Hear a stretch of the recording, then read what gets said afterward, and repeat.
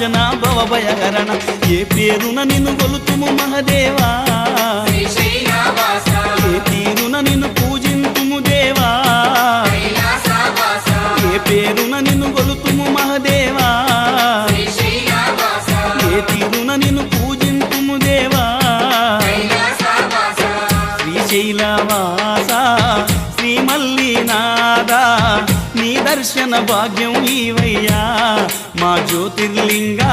ఈ జన్మకు మోక్షం ఈవయ్యా ఓం జై జగదీశ